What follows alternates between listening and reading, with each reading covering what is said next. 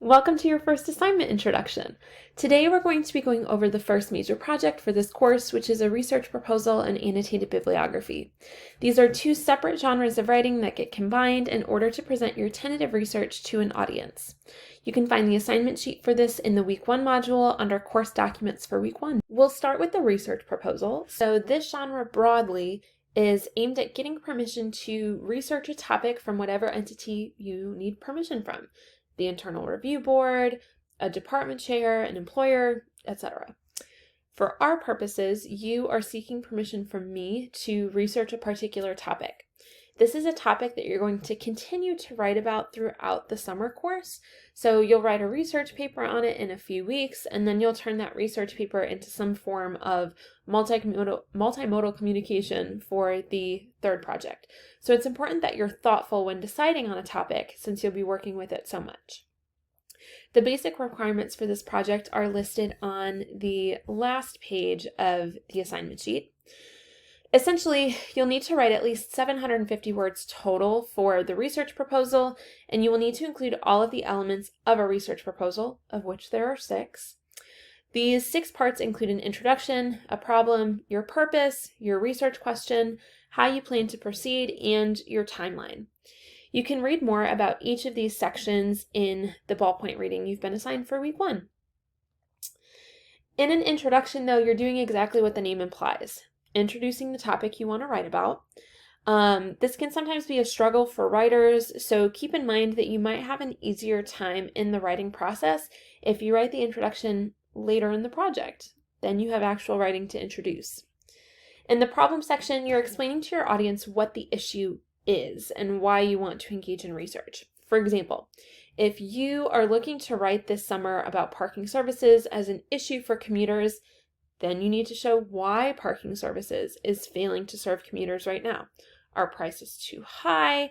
Are there not enough spots? Is the signage not clear enough? And what are the results of these things? In the purpose section, you're introducing why you're interested in researching this topic. You can think about the problem as the what and the purpose as the why.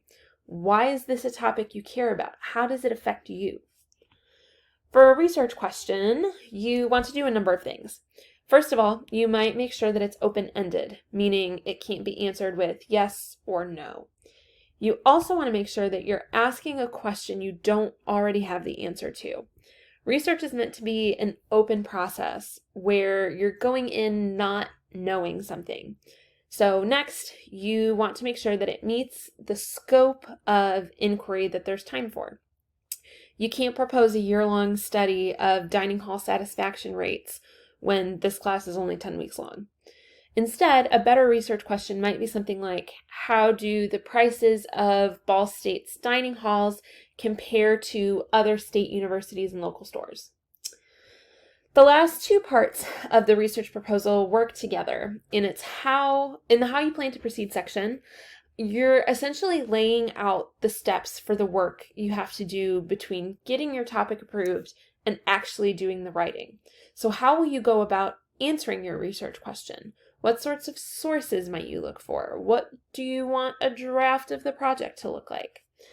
The timeline then is just putting dates on the steps you outlined in the last section. This is to let the body giving you approval know that you have a plan. In our case, it's so I can see how you plan your writing, but it's also a useful tool for you to lean on. It can be a way to hold yourself accountable or to learn more about what sort of a writing and research process works best for you. As a reminder, if you meet all of these requirements in addition to the requirements for the annotated bibliography, your assignment will be marked as complete and it will show up as 1 point in the gradebook on Canvas. The annotated bibliography is the second part of this project. An annotated bibliography tends to be a more academic genre of writing, and you likely will never have to write another one outside of the college environment.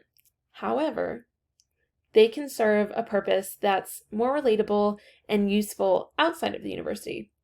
Note-taking. I invite you to view this project as a way to practice various skills that apply in the outside world, like assessing something for credibility, summarizing something, and then applying the knowledge that you gain from it. And again, we can find the requirements on the last page of the assignment sheet. So for the annotated bibliography portion of this project, you need to include a citation for each source. I'm not going to be picky about what sort of style you cite your sources in, but they need to be in a traditional citation style, MLA, APA, Chicago style, etc. I encourage you to look into what citation style your field of study uses, and then you can get some practice with it here. You can also access a number of citation guides in the Welcome to English 104 module on Canvas underneath Research Resources. So, in the project, you'll include 4 citations. Underneath each citation, you'll write a paragraph or annotation about that source. Across all 4 of these paragraphs, you'll write a total of 750 words, or about 190 words per source. In the paragraphs themselves, there are 3 questions you should answer. Who's the author and why are they credible? What's a summary of the source? And how does this source work with my other sources? You'll read more next week about a test to determine the credibility of an author or article, but you should be pretty familiar with summaries already. You'll want to make sure that you include the information that will be most useful for you in your summaries, right? So if there's a short quote that you think is something you'll include in the actual research paper, that quote might find a home in the annotated bibliography. And thinking about how each source interacts with your other sources, you'll want to identify your purpose in including a source. Is it there to provide specific information or context? How does it agree or disagree with the other sources you have? What does this source do that your other sources do not? If you find that a source is giving the same information as another source, or that it does not have a clear purpose for your paper down the line, you should replace it with something different. Overall, completing a research proposal in annotated bibliography exists to help you start the process of writing a research paper, which will be our second project. If throughout this process you find yourself struggling or having questions, you can post any questions on the catch-all discussion board and our Canvas page. You can also meet with me by scheduling an appointment, or you can meet with someone from the Writing Center for additional support. Happy researching!